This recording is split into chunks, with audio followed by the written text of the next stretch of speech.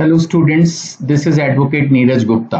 इस वीडियो में हम एक नया स्कूल ऑफ ज्यूरिस्प्रूडेंस पढ़ना शुरू कर रहे हैं जिसका नाम है हिस्टोरिकल स्कूल ऑफ ज्यूरिस्प्रूडेंस या हिस्टोरिकल स्कूल ऑफ लॉ। दो मैंने आपके साथ पहले डिस्कस कर लिए, ठीक है। एक नेचुरल लॉ जो बार बार ये बोलता रहा कि ये डिवाइन लॉ है, इटर्नल प्रिंसिपल्स हैं, पूरी दुनिया में सेम रहते हैं, ठीक है। फिर दूसरा आ गया एनालिटिकल स्कूल जिसका नाम पॉजिटिव भी था।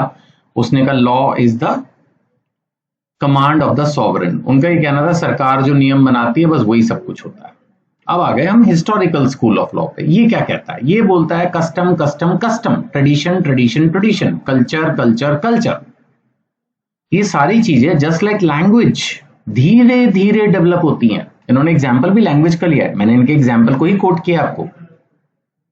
इनका कहना है जैसे लैंग्वेज कोई बैठ के लिखता थोड़ी है, लैंग्वेज धीरे धीरे डेवलप हो जाती है, ऐसे ही कस्टम्स धीरे धीरे डेवलप हो जाते हैं और उन कस्टम से फिर लॉ डेवलप होता है। स्टेजेस होती हैं, पहले कस्टम कस्टम होते हैं, बस थोड़ा बहुत फॉलो हो रहे होते हैं। उसके बाद फिर कुछ एक्सपर्ट्स आ जाते हैं जो कस्टम्स को समझना शुरू कर देते हैं, ज्यूरिस्ट डेवलप हो जाते हैं। और फिर फाइनली जब लगता है कि हाँ अब ये बिल्कुल हो गया सही सेट, तब वो कोडिफाई हो जाता है, यानी कि रिटन वे में आ जाता है और तब वो कानून बन जाता है। तो ये 3 स्टेजेस है। तो ये सारा इन ब्रीफ है हिस्टोरिकल स्कूल ऑफ लॉ। आपको पता ही है जब क्रिटिसिज्म करने पे उतरेंगे तो डेफिनेटली हम बोल देंगे जी इसने तो लेजिस्लेशन को इग्नोर कर दिया, इसने जजेस को इग्नोर कर दिया, इसने मोरालिटी को इग्नोर कर दिया, जो कि नेचुरल वाले सबसे ज्यादा यूज करते हैं। तो ये मैंने आपको पहले ही बता दिया था, क्रिटिसिज्म तो ज्यूरिस्प्रूडेंस में सबसे इजी है, क्योंकि जो थ्योरी है अगर वो आपको पता है तो उसको छोड़ के बाकी की सारी कहानियां जो है वो क्रिटिसिज्म में आ जाएंगी। फिलहाल पढ़ना शुरू करते हैं। An important question या an important concept, historical school of jurisprudence। इसमें इन्होंने क्या कहा? इन्होंने नेचुरली दोनों चीजों को नकार दिया, नेचुरल लॉ थ्योरी को भी और लॉ क्रिएटेड बाय लेजिस्लेटर को भी। इन्होंने कहा ना ना ना, ऐसे नहीं होता। लॉ कैसे डेवलप होता है? It grows and develops gradually with the people, their customs, tradition, culture and social practices. मैंने आपको पहले बोला था हिस्टोरिकल स्कूल ऑफ लॉ क्या बोलता है? Custom custom custom, culture culture culture. ये बेसिकली कस्टम्स को ही सब कुछ मान रहा है। इसका ये मानना है कि जो लोग फॉलो करते हैं, मेजॉरिटी ऑफ देम, वही कानून बन जाता है क्योंकि वो सही होता है। फिर जो लोग मेजॉरिटी जो फॉलो कर रहे हैं उसको फॉलो अगर नहीं कर रहे तो वो गलत है। जैसे ये एक पुराना इंडियन ट्रेडिशनल सिस्टम है कि एक आदमी एक ही औरत से शादी करेगा, राइट। अब ये था कस्टम, धीरे धीरे धीरे धीरे मेजॉरिटी लोगों ने उसको फॉलो करना शुरू कर दिया। अब मेजॉरिटी जो लोग हैं वो ये चाहते हैं, हिंदूज की अगर मैं स्पेशली बात करूं, कि सभी लोग एक ही शादी करें, मतलब एक वक्त में उनकी एक ही पत्नी हो। तो ये ट्रेडिशन अब एक स्ट्रॉन्ग लॉ में कन्वर्ट हो चुका है। तो this is an example to understand कि ग्रेजुअली लोगों के जो कस्टम्स, ट्रेडिशन, कल्चर होते हैं वो धीरे धीरे लॉ में कन्वर्ट हो जाते हैं, राइट। हिस्टोरिकल स्कूल की बात करें तो ये फिर से वही बात आएगा, घूम फिर के law originates from customs and traditions. ये टाइम से डेवलप होते हैं, एकदम से नहीं। मतलब एक तरह से उनका ये कहना है कि लॉ ऐसा नहीं है कि it's not an artificial creation. In the sense, ये किस सेंस में कह रहे हैं law is not an artificial creation? ये पॉजिटिव लॉ को या जो लेजिस्लेशन या कमांड ऑफ द सॉवरेन है उसको ये आर्टिफिशियल क्रिएशन मान रहे हैं। मतलब ये कह रहे हैं कि ये तो एक आदमी बैठ गया और उसने उठा के कानून लिख दिया, ऐसा थोड़ी होता है। बट मेरी खैर अपनी पर्सनल थॉट, मैं कोई ज्यूरिस्ट नहीं हूं, एक ऑर्डिनरी लॉ टीचर हूं, बट मेरी अपनी सोच है कि ऐसे कोई लेजिस्लेटर पागल थोड़ी होता है। उसको भी तो पता है कि हमारी कंट्री में क्या उनसे कस्टम्स है, उसी को देखते हुए तो वो लॉ लिखेगा। खैर फिर भी हिस्टोरिकल स्कूल बोलता है कि जो लॉ लेजिस्लेटर क्रिएट कर रहा है वो आर्टिफिशियल है, उसने तो कमरे में बैठ के लिख दिया, जबकि लॉ जो है वो कस्टम्स एंड ट्रेडिशन से ग्रेजुअली डेवलप होता है। चलो ठीक है जी। अब इनके पिताजी कौन है जी? किन्होंने इसको पैदा किया हिस्टोरिकल स्कूल को? उसका नाम भी याद रखना आपके लिए जरूरी है, फ्रेडरिक कार्ल वॉन सेविग्नी। सेविग्नी, मिस्टर सेविग्नी, ये इनके मेन है। बाकी आगे चल के हम मेन और कुछता के बारे में भी थोड़ा थोड़ा पढ़ेंगे, मेन के बारे में ज्यादा पढ़ेंगे, सर हेनरी मेन। चलो ये भी ठीक है जी। अब सेविग्नी की थ्योरी क्या है? इन्होंने कहा law is not deliberately made by legislator. वो तो हो गई ना बात, उसको तो ये बार बार बोल ही रहे हैं। चलो, ये नेचुरली डेवलप होता है from the common consciousness of the people. Common consciousness, ये क्या हुआ? वही कि सारे लोग क्या सोचते हैं, मैंने कहा ना जो मेजॉरिटी लोग जिस तरह से सोचते हैं काम करते हैं धीरे धीरे वही ट्रेडिशन कल्चर बन जाता है, कस्टम्स, यही है और क्या है। समाज में कुछ नियम बन जाते हैं, उन्हीं नियमों को फॉलो करना। मैंने कहा मेजॉरिटी जो नियम फॉलो कर रहे हैं वो चाहते हैं कि माइनॉरिटी भी उसी को फॉलो करे और उसको फॉलो करवाने के लिए कानून बना दिए जाते हैं। अब इन्होंने एक कंसेप्ट दिया, volksgeist. Volk is basically folks, मतलब लोग, वॉक्स माने फॉक्स, लोग। He introduce the concept of volksgeist, ठीक है।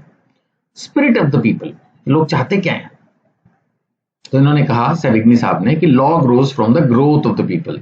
लॉ कैसे ग्रो होगा, जैसे जैसे लोग ग्रो होंगे, ग्रो माने उनकी हाइट नहीं बढ़ जाएगी, उनकी थिंकिंग। अब आप देखो जैसे पुराने जमाने में जो लोग थे वो अलग तरह से सोचते थे, अभी जो लेटेस्ट जनरेशन है वो अलग तरह से सोचती है, मॉडर्न वे में सोचती है। तो उनका कहना था जैसे जैसे सोसाइटी प्रोग्रेस करेगी वैसे वैसे लॉ भी प्रोग्रेस करेगा, या लगा लीजिए कि उसमें सूटेबल चेंजेस आएंगे। लॉ strengthen होगा with the strength of the people and die when the nation loses its nationality।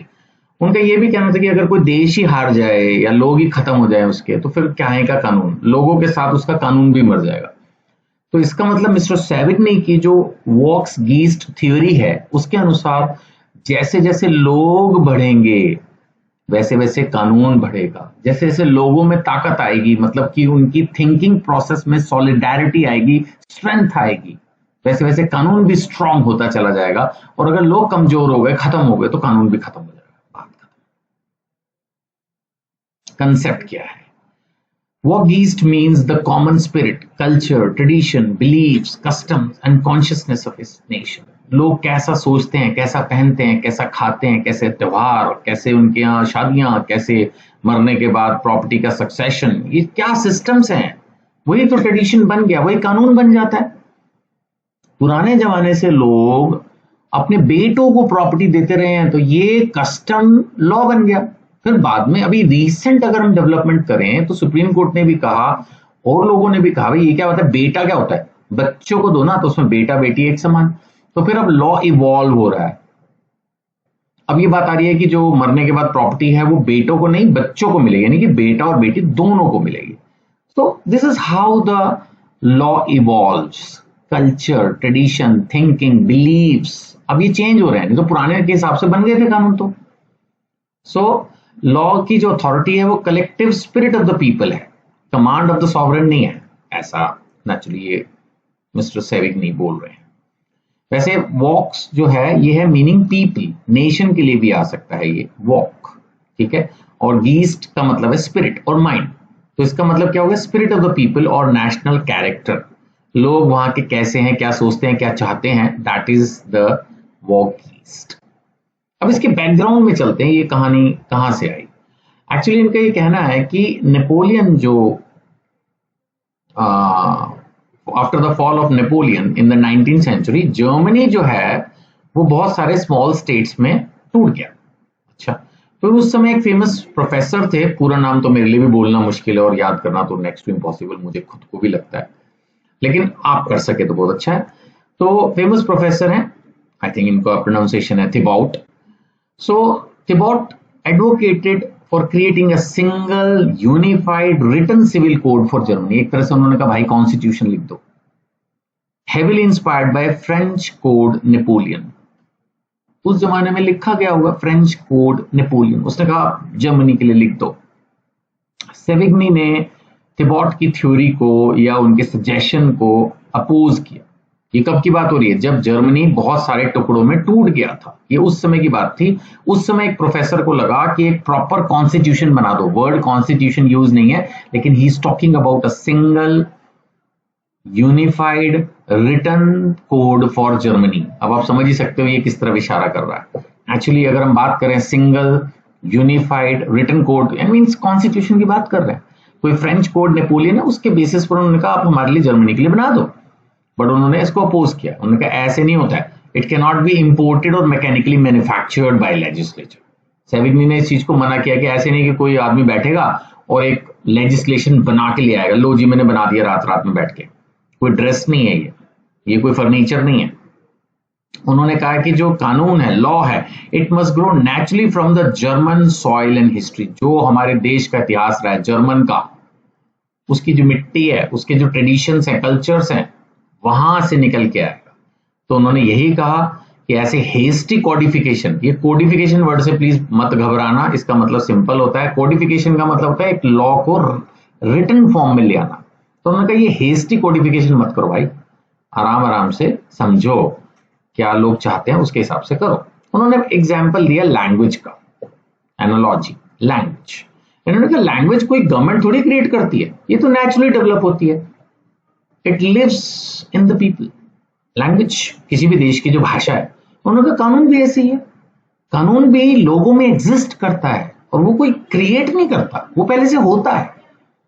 नहीं, जैसे बच्चों की जगह बड़ों को शादी करनी है, तो ये भी कुछ हद तक अपने आप डेवलप हुआ, ठीक है। बाद में उसको कोडिफाई भी कर दिया, भाई 18 से कम से बच्ची की शादी नहीं होगी और 21 से कम पे बच्चे की शादी नहीं होगी, लड़के की। तो वो कंसेप्ट धीरे धीरे पहले भी फॉलो हो ही रहा था, उसको एक और वेल डिफाइंड वे में ले दिया। या छोटे बच्चों की से गलती हो जाती है जी, माफ कर दो। आज हम क्रिमिनल लॉ में पढ़ाते हैं कि 7 साल के छोटे बच्चे से अगर कोई क्राइम हो जाए गलती से, तो उसको क्राइम नहीं मानते, उसको पूरी तरह से फ्रीडम है। तो ये चीज एक कस्टम तो पुराना ही था ना कि बच्चे तो भगवान का रूप होते हैं जी, माफ कर दो। वहां से वो चीज डेवलप होकर कानून बन गई, आप समझ पाए। So law develop silently and grows with the growth of the nation. चलो जी, इवोल्यूशन इन्होंने कह दिया 3 स्टेजेस में होगी। Law passes through a natural life cycle. कैसे होगा जी? पहले तो एक अर्ली स्टेज है, फर्स्ट स्टेज क्या होगा उसमें? इसमें का ये तो सिर्फ एक कस्टम्स एंड रिचुअल्स की फॉर्म में डेवलप होगा। कोई भी चीज जो मेजॉरिटी लोग फॉलो कर रहे हैं, उनको ठीक लग रहा है, फेस्टिवल्स पे या मैरिज पे, बर्थ पे, डेथ पे, सक्सेशन में, डोनेशन में, टैक्सेस में, बिजनेस में, प्रोफेशन में, अल्टीमेटली वो जैसा भी कर रहे हैं सब लोग, वही एक rituals, daily customs and rituals के फॉर्म में डेवलप होगा। फिर आएंगे ज्यूरिस्ट, यानी कुछ लोग जो समझदार होंगे, a specialised class of legal professional, जिनमें ज्यादा समझ होगी। मान जैसे पुराने जमाने में भी शायद साहूकार, महाजन, जमींदार, इस तरह के लोग होते होंगे जो थोड़े समझदार है। मैं आप बोलोगे सर ये तो ज्यूरिस्ट लिखा, आप क्या पढ़ा रहे हो? आई मीन टू से कि सोसाइटी में कुछ लोग तो ज्यादा समझदार माने ही जाएंगे ना, जिनको थोड़ी समझ है।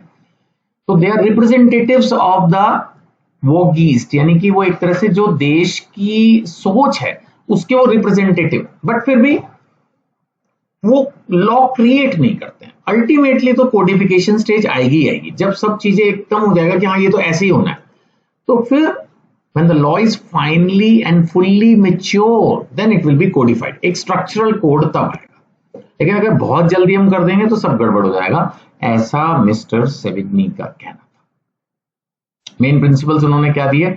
Law is found not made. उनका कहना लॉ पहले से एग्जिस्ट करता है, जैसे हमने कहा ना लैंग्वेज सबके अंदर पहले से है, ऐसे कानून भी सबके अंदर पहले से है। लॉ इज डिस्कवर्ड, आप उसको देखो तो कस्टम्स एंड ट्रेडिशंस में मिल जाएगा, उसको कोई घर में बैठ के किताब में लिखने की चीज नहीं हो। As per mister Savigny, as per historical school of jurisprudence, law is found, it's not made, ये समझना। और ये इवॉल्व, डेवलप होता है ग्रेजुअली, धीरे धीरे धीरे धीरे धीरे धीरे ये डेवलप होता है, ठीक है। एंड कस्टम्स इसका सोर्स है, ये तो वो बोल ही रहे हैं, कस्टम कस्टम कस्टम। देन ये नेशनल कैरेक्टर को रिफ्लेक्ट करता है, ये बात भी हो ही चुकी कि लोग कैसे सोचते हैं, वो क्या चाहते हैं, उसी तरह से होता है। और उनका ये कहना है कि लेजिस्लेटर्स का बहुत कम रोल है, इन द सेंस कि जो पहले से वेल डिफाइंड कस्टम्स हैं, मोर और लेस उनको उसी को ही कोडिफाई करना पड़ेगा। They should recognise and codify existing customs. अभी भी हिम्मत नहीं आ रहे वो कह रहे हैं कि लेजिस्लेटर उसको कोडिफाई करेगा, लेकिन वो भी वही पुराने कस्टम्स को ही कोडिफाई करेगा, जो चीजें पहले से वेल डिफाइंड हैं। जहां तक कुछटा का कंट्रीब्यूशन की बात करें सेविग्नी से अलग, ये एक ज्यूरिस्ट हैं, इन्होंने भी मोर और लेस सपोर्टेड किया सेविग्नी के आइडियाज को। इन्होंने अलग से कोई बहुत अलग से थ्योरी नहीं दी, उन्होंने यही कहा law is the collective will of the people, and इन्होंने भी यही कहा कि customs are the source of law. Sir Henry Maine, इनकी बात हम जरूर करेंगे, लेकिन क्योंकि ये important examination point of view से तो मैंने यहाँ छोड़ ही दिया, उसको अलग से क्वेश्चन में दिया। अब अगर एग्जाम में पूरा हिस्टोरिकल का क्वेश्चन आए तो सर हेनरी मेन के बारे में जो मैं अलग से क्वेश्चन में दूंगा, वो भी आपको थोड़ा ब्रीफ में इसी क्वेश्चन में डालना होगा आंसर शीट में एग्जाम के अंदर। फिलहाल मैं इसको बाद में पढ़ूंगा, सर हेनरी मेन ने अपने हिसाब से कैसे हिस्टोरिकल स्कूल ऑफ लॉ में एक्सप्लेन किया। फिलहाल हम हिस्टोरिकल स्कूल की मेरिट्स की बात करें या बेसिकली सेविग्नी थ्योरी की बात करें, तो इन्होंने इंपॉर्टेंस दी कस्टम्स ट्रेडिशन को, नेचुरल ग्रोथ ऑफ लॉ की बात की, लॉ एंड सोसाइटी के रिलेशनशिप की बात की, स्टडी ऑफ लीगल हिस्ट्री, नाम ही यही है हिस्टोरिकल हिस्ट्री, शुरू से हमारा कस्टम क्या रहा है उसी के हिसाब से तो हिस्टोरिकल स्कूल आया। और इन्होंने अपोज किया आर्बिट्रेरी लॉ मेकिंग को, यानी इन्होंने कहा ऐसे नहीं कि कोई भी बैठ के कानून बना देगा और वो फिर सारे पे एप्लीकेबल हो जाएगा। Criticism, naturally custom custom custom, तो क्रिटिसिज्म तो होगा ही होगा। भाई साहब ने इग्नोर कर दिया लेजिस्लेशन को, इग्नोर कर दिया जुडिशियल डिसीजंस को, दोनों चीजों को इग्नोर कर दी। फिर वॉगीज थ्योरी, एक्चुअली जो भी मेन थ्योरी होती है ना उसको आप अनसर्टेन तो ले ही सकते हो। कोई भी आदमी कोई भी थ्योरी बनाएगा, भाई कितना भी लिख लो, कितना भी समझा लो उसको, उसमें कुछ ना कुछ तो वेग, थोड़ा बहुत तो लैक ऑफ क्लैरिटी होगी होगी। आफ्टर ऑल एक इंसान अगर कोई थ्योरी डेवलप कर रहा है, नहीं अब जैसे कैल्सन ने बना दिया जी ग्रून नॉर्म, अच्छा है मेरे को तो ठीक लगी, लेकिन भाई फिर भी अगर मैं उसको पूरा एक्सप्लेन करने पे उतरूं और 100 आदमी मेरे से क्वेश्चन करेंगे तो मैं ही कंफ्यूज हो जाऊंगा। तो कहीं ना कहीं थोड़ी सी वेगनेस, थोड़ी सी लैक ऑफ क्लैरिटी तो आती है, ये तो मानना पड़ेगा। किसी भी बंदे ने अगर एक थ्योरी बनाई, और सोच के देखो कितने महान लोग होते हैं ये जो एक थ्योरी बना देते हैं जो सैकड़ों साल बाद हम पढ़ रहे होते हैं, पढ़ा रहे होते हैं, तो इनकी जो थ्योरी है थोड़ी बहुत वेग तो है, प्रिसाइज तो नहीं हो पाती। सोशल रिफॉर्म्स को इन्होंने इग्नोर किया। हिस्ट्री की बात कर रहे हैं ना, ये पुराने ट्रेडिशंस पे चल रहे हैं। अब पुराने ट्रेडिशंस के हिसाब से अगर हम कानून बनाते तो सती प्रथा होती थी पहले, तो बाल विवाह होता था पहले, तो बेटे को ही मिलती थी प्रॉपर्टी। तो फिर अब नए सोशल रिफॉर्म्स आ गए, तो फिर उसके हिसाब से क्या करें? अगर हम कस्टम्स के बेसिस पर ही कानून बना रहे हैं, ये सबसे मेजर क्रिटिसिज्म है, समझ लो आप। पुरानी जो चीजें चली आ रही थी नए जमाने में वो नहीं होती, अगर हम पुराने को ही लेके चलते रहेंगे तो हो गया काम। नए रिफॉर्म्स के हिसाब से लॉ नहीं बनाए। वही सेकंड पॉइंट में भी वही पॉइंट आ रहा है, कस्टम्स में भी अनजस्ट कुछ चीजें तो पहले जमाने में गलत थी ना, मतलब इन द सेंस कि वो पुराने जमाने में थी। पर्दा प्रथा, पहले ये होता था कि जी कस्टम्स के हिसाब से तो लेडी पर्दा ही करके रखेगी, अब वो करना चाहे ना करे, वो उसकी अपनी मर्जी होनी चाहिए ना टेक्निकली।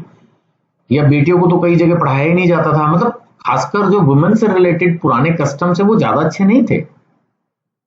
अब उनको हर चीज में इक्वल रोल्स दिए जा रहे हैं, और इन्होंने लेजिस्लेटर्स को तो उड़ा ही दिया। उनको तो बोला भाई ये तो जो कस्टम्स है उन्हीं को ही बस कोडिफाई करेंगे।